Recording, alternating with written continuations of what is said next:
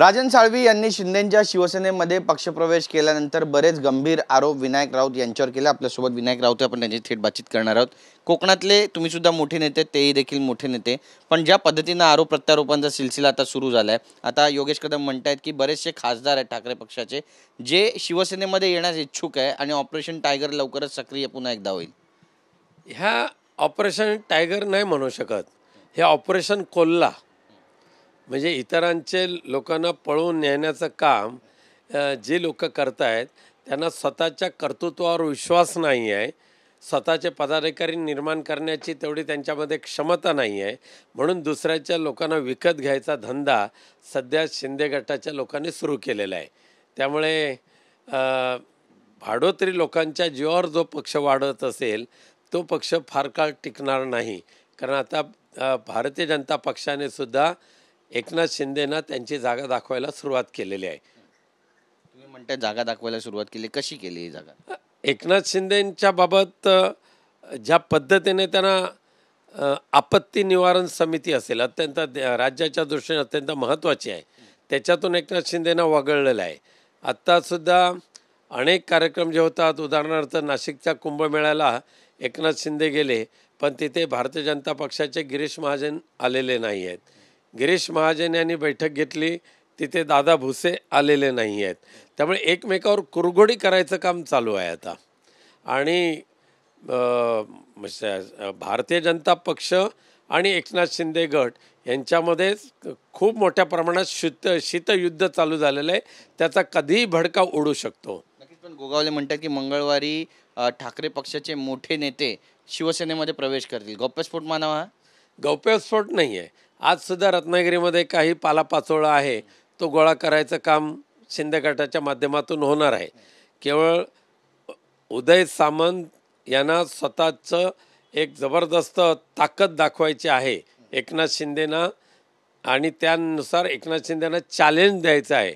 म्हणून आज मला ह्या एकनाथ शिंदे आणि उदय सामंत यांचा धिक्कार करावासा वाटतो की सध्या 12वीची परीक्षा चालू आहे, आज पेपर चालू आहेत, परंतु आजच्या रत्नागिरीच्या त्यांच्या तथाकथित टेंबा मिरवणाऱ्या मेळाव्याकरता संपूर्ण रत्नागिरी जिल्ह्यातल्या प्रत्येक डेपोतल्या एसटी, त्यानंतर कोल्हापूर, कराड, सातारा, माढा, रायगड, पोलादपूर ह्या आजूबाजूच्या सगळ्या एसट्या बुक करून आज लोकांना त्या ठिकाणी आणण्याचा प्रयत्न करतायत।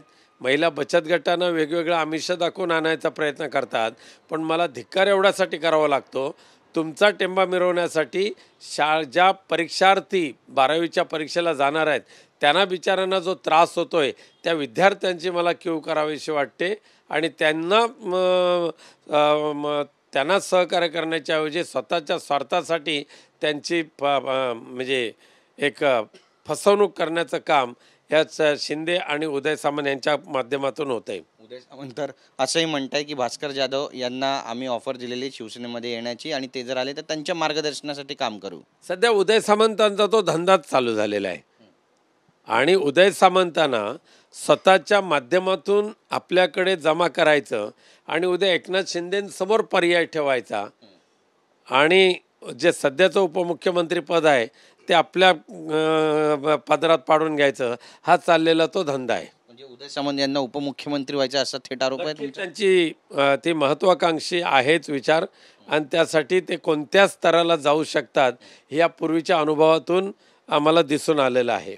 नक्कीच, आपण पाहतोय की म्हाडामध्ये काल एक प्रकार घडला आणि भ्रष्टाचाराचे आरोप करत एका महिलेनं पैशांची माळ थेट एका अधिकाऱ्याच्या कॅबिनच्या बाहेर लावली, कार्यालयातही पैसे उधळले। या घटनेकडे नेमकं कसं पाहता?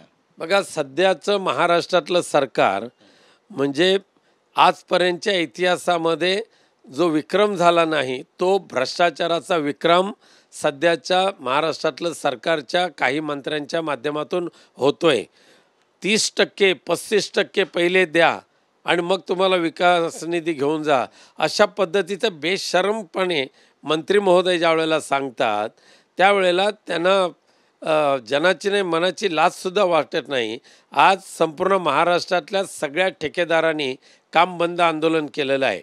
म्हणजे एकनाथ शिंदेंच्या मुख्यमंत्रीपदाच्या कारकिर्दीमध्ये करोडो रुपयाची विकास निधीची जी कामं दिली आणि त्यांच्यावर विश्वास ठेवून त्या पद्धतीची जी कामं झाली त्या कामाचा एक कवडीसुद्धा आज ठेकेदारांना मिळत नाही आहे. त्यामुळे आज कोकणासहित संपूर्ण महाराष्ट्रातल्या ठेकेदारांनी शासनाच्या विरोधात काम बंद आंदोलन चालू केलेलं आहे. नक्कीच साहेब, एक महत्त्वाचा प्रश्न पक्षप्रवेशासंदर्भातला तो म्हणजे भास्कर जाधव कुठेतरी नाराज आहेत का, इतर नेते नाराज आहेत का? कारण बऱ्याच दिवसांपासून चर्चा सुरू आहे की ठाकरे पक्षाचे काही आमदार आहेत, खासदार आहेत जे नाराज आहेत किंवा ते नाराज असल्याचं दाखवलं जातं असं तुम्हाला वाटतं का? आणि दुसरं म्हणजे माझ्याकडे जे येतात त्यांचं मी स्वागत करतो पण तुमच्याकडून का जाता याचा तुम्ही विचार का करत नाही असं एकनाथ शिंदे म्हणतात. बघा, एकनाथ शिंदेंच्या प्रश्नाला आधी उत्तर देतो. तुम्ही ज्या पद्धतीने पैशाचा बेसुमार वापर करून लोकांना लाचार बनवत आहे आणि त्यामुळे जर काही जण स्वतःला विकायला ज्यांनी ठेवलेलं आहे, जे लाभार्थी म्हणून जात असतील, त्याबद्दल आम्हाला काळजी करायचं कारण नाही आहे. तुम्ही हिंमत असेल तर दाखवून द्या की एक तरी तुमच्याकडे येणारा माणूस हा वैचारिक दृष्टिकोनातून आलेला असेल. देवाणघेवाणीतून तुम्ही खरेदी विक्री करत असता, खरेदी करणाऱ्या पक्षाची आम्हाला मुळीच चिंता करायचं कारण नाही. सन्माननीय भास्करराव जाधव हे आमचे ज्येष्ठ नेते आहेत आणि त्यामुळे त्यांच्याबद्दल आम्हाला सर्वांना आदरच आहे. फक्त दुर्दैवाने सध्या शिंदेंच्या ग्रुपच्या माध्यमातून त्यांच्याकडे असलेल्या बेसुमार पैशाचा वापर करून ज्या बातम्या पेरल्या जात आहेत, आमदार फुटतील, खासदार फुटतील, पदाधिकारी फुटतील, त्या बातम्यांमध्ये काही तथ्य नाही. रावसाहेब दानवे तर म्हणतात की आम्ही थुकलो जरी विरोधी पक्ष वाहून जाईल अशी परिस्थिती राज्यात आहे. ही सत्तेची आलेली मस्ती आहे रावसाहेब दानवेंना. इकडे रावसाहेब दानवे असं म्हणतायत, तिकडे नितेश राणे एक छदामसुद्धा पैसा मी विरोधी पक्षाच्या किंवा उबाटाच्या ग्रामपंचायतीला देणार नाही. ही सत्तेची मस्ती जी चढलेली आहे ना, ही मस्ती मतदारांना चांगली लक्षात येते आणि भविष्यामध्ये ही मस्ती मतदार उतरवतील याच्याबद्दल मला खात्री आहे. नक्कीच भविष्यातली तुमची नेमकी रणनीती काय असणार आहे? कारण ज्या पद्धतीने आरोप प्रत्यारोप होत आहेत, आमदार फुटतील, खासदार फुटतील असं वारंवार बोललं जात आहे, टीका टिप्पणी वाढत चालली आहे तुमच्या पक्षावर. बघा, आमच्या पक्षप्रमुख उद्धवजी ठाकरेंवर 100% विश्वास आहे.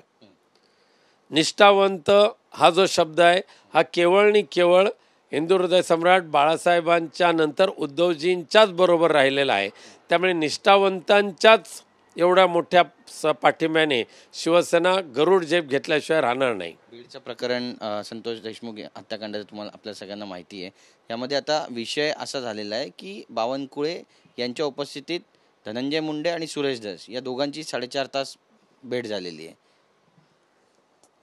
खरं म्हणजे बीडच्या प्रकरणामध्ये धनंजय मुंडेंचा राजीनामा तात्काळ घेण्याची आवश्यकता होती. जरी 4 तास सुरेश धस यांनी त्यांच्याशी चर्चा केली तरी यापूर्वी सुरेश धस यांनी ज्या पद्धतीने गंभीर आरोप केलेले आहेत, अंजली दमानिया ताईंनी गंभीर आरोप केलेले आहेत, ते पाहिले तर धनंजय मुंडेंना एक क्षणभरसुद्धा मंत्री म्हणून राहू शकत नाही.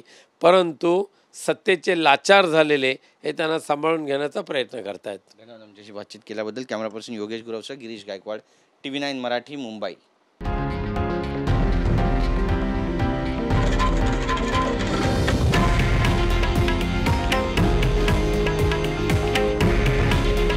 हे आहे देशातील नंबर 1 न्यूज नेटवर्क आणि आपण पाहत आहात TV9 मराठी.